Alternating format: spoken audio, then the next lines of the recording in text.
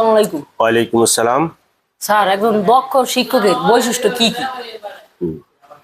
একজন দক্ষ শিক্ষকের কিছু গুরুত্বপূর্ণ বৈশিষ্ট্য হলো, নাম্বার 1, জ্ঞান ও দক্ষতা।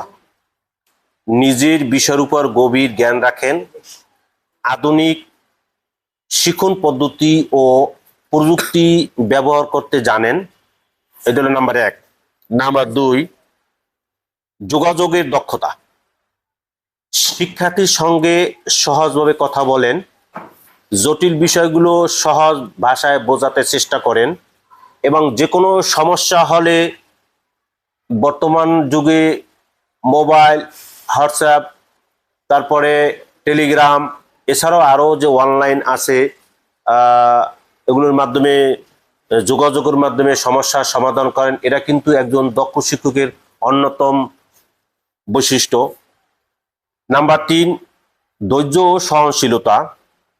দুর্বল শিক্ষার্থীদের সহায়তায় ধৈর্য ধরে কাজ করেন আর ভিন্ন ভিন্ন মানসিক শিক্ষার্থীর সাথে মিলিয়ে এবং তাদের সমস্যা কি মনোযোগ সহকারে শোনেন, মনোযোগ সহকারে শুনে আবার ওই সব সমস্যার সমাধান করেন। এছাড়াও এই শিক্ষক একটা শ্রেণীকক্ষে বিভিন্ন ধরনের শিক্ষার্থী থাকে, সকল শিক্ষার্থীকে সে সমান তালে এবং ভালো হোক খারাপ হোক সকলকে এক চোখে দেখেন এবং সকলের সমস্যা ধৈর্য সহকারে শোনেন এবং সমাধান করেন। নাম্বার 4, অনুপ্রেরণা দেওয়ার ক্ষমতা।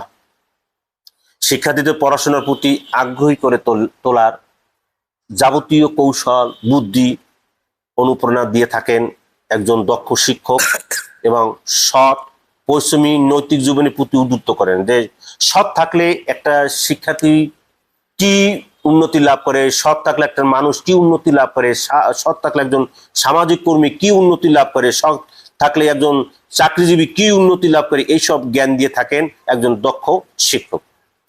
সৃজনশীলতা ও উদ্ভাবনীয় মনোভাব। পাঠদানের নতুন পদ্ধতি ব্যবহার করেন। যখন যেই পদ্ধতি অনলাইনে সাবমিট হয়, বিভিন্ন অনলাইনে থেকে সংগ্রহ করে শিক্ষার্থীকে এই পদ্ধতি সম্পর্কে ধারণা দিয়ে থাকেন। বাস্তব ও উদাহরণ এবং কার্যক্রমের মাধ্যমে শেখান। বাস্তব বর্তমানে যা বাস্তব ঘটেছে এবং সেই উদাহরণের মাধ্যমে সে বোঝাতে সক্ষম হন একজন দক্ষ শিক্ষক। ন্যায়পরায়ণতা ও নেতৃত্ব।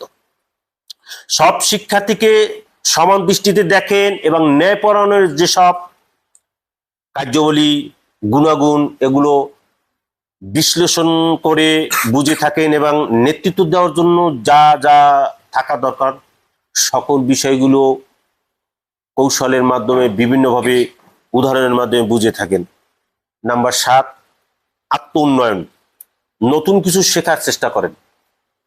নতুন কিছু শেখার জন্য সে চেষ্টা করান শিক্ষার্থীকে এবং পরিবর্তনের সাথে নিজে খাপ খাইয়ে নিতে পারেন এবং একজন শিক্ষার্থী আত্ম উন্নয়নে যা যা দরকার সকল প্রয়োজনীয় কৌশল, সকল প্রয়োজনীয় বুদ্ধি পরামর্শ এবং সে নিজে না জানলেও যারা বাস্তবমুখী শিক্ষক যারা জানেন তাদের সাথে যোগাযোগ করে শিক্ষার্থীকে আত্ম উন্নয়নে সহযোগিতা করেন।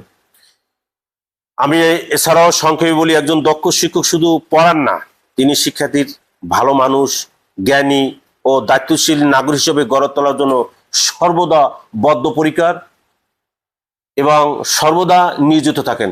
ধন্যবাদ। ধন্যবাদ স্যার আপনাকে এই গুরুত্বপূর্ণ কথা শোনানোর জন্য।